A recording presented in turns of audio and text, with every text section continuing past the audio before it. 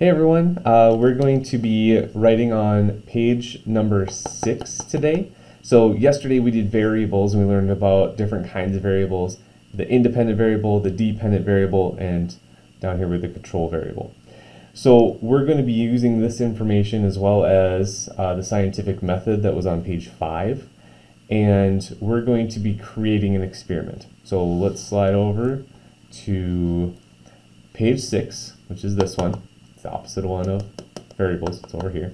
And we're going to write down what our lab is. So it doesn't actually have the same setup as Cornell notes over here. We're just going to be drawing our lab down instead. So just do what I do. We're going to be doing a ball drop lab. So ball drop lab. And we're going to be following the scientific method. So the first thing we do in a scientific method is ask a question. So we write down question. Okay, well, our question for the ball drop lab is which ball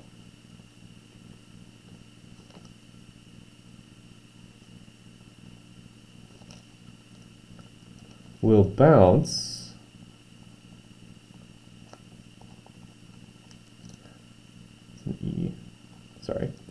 bounce the highest? Question mark.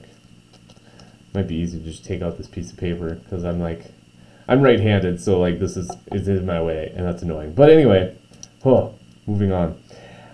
So I have a question. Cool. Now, next step is a hypothesis. So let's go down 1, 2, 3 lines.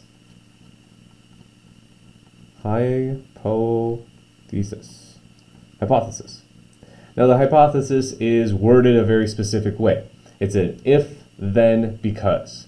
So if I drop a ball from a certain height, then this one is going to bounce the highest, and I have to say why. So let's write that down. Let's put it over here. If, and then I could probably fit this right here.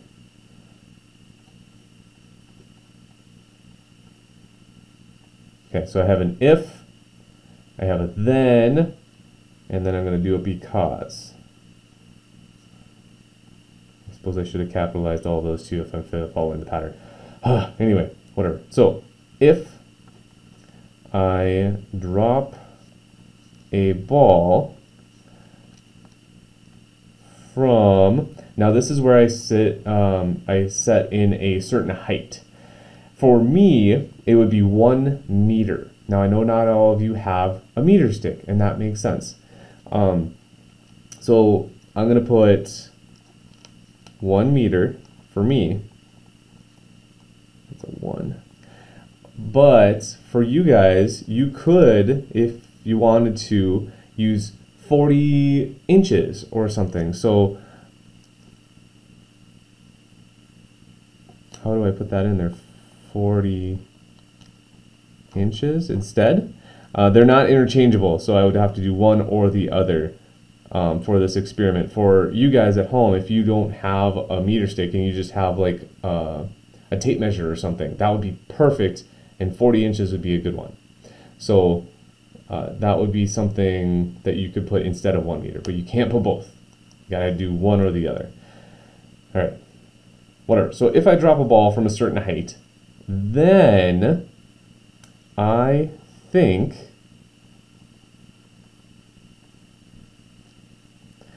and here's where we have a blank. You're gonna have 4 or 5 different kind of ball that you're gonna be dropping, and you're gonna measure the bounce. But you haven't picked a ball yet because you haven't decided what kind of ball you're dropping. So this is blank right now. So if you drop a ball, you think this one's going to bounce the highest, but you don't know what kind of balls there are yet. So just chill for this part. So then I think this ball will bounce the highest. And then I need the because. And this is where you explain why. Why do you think that one's going to bounce the highest? So this is where you actually write in what you think. Now, we need to kind of lay out our experiment a little bit. So I'm going to draw a picture because I like drawing pictures. So I'm going to draw a ball. And right here is my measuring device. Let me just follow the line because it helps me. Okay.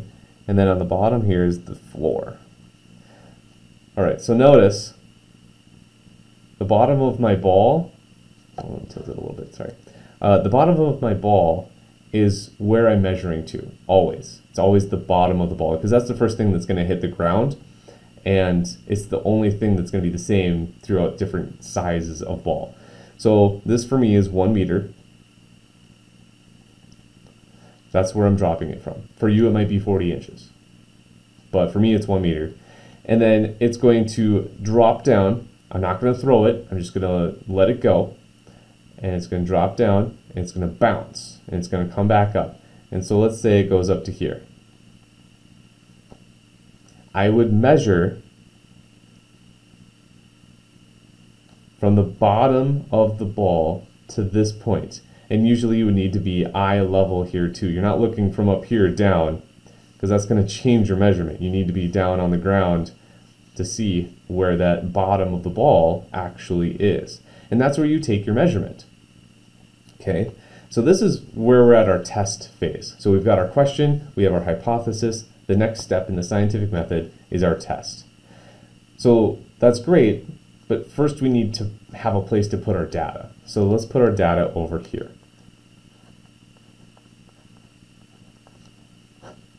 Okay, so let's put the ball. So the kind of ball you're going to use. So it's whatever thing you happen to have around. So I'm going to say tennis ball, a baseball, golf ball, what other ball? Bouncy ball. That would be great, right? So we have a tennis, a baseball, a golf ball, a bouncy ball, and a basketball. Let's do that because I know a lot of people have basketballs. And you can add other ones as well. So like a volleyball. The minimum is 4. When we do this in class, we usually have 8. So I want you to have more. That is way better than having too little. So volleyball. All right, so those are the kinds of ball that you're using. And then over here, you're actually going to write the height of the bounce. Sorry. Okay. So underline that. And this is not a one-time drop. I want you to do this 3 or 4 times. So this would be 1, 2, 3, or 4 trials.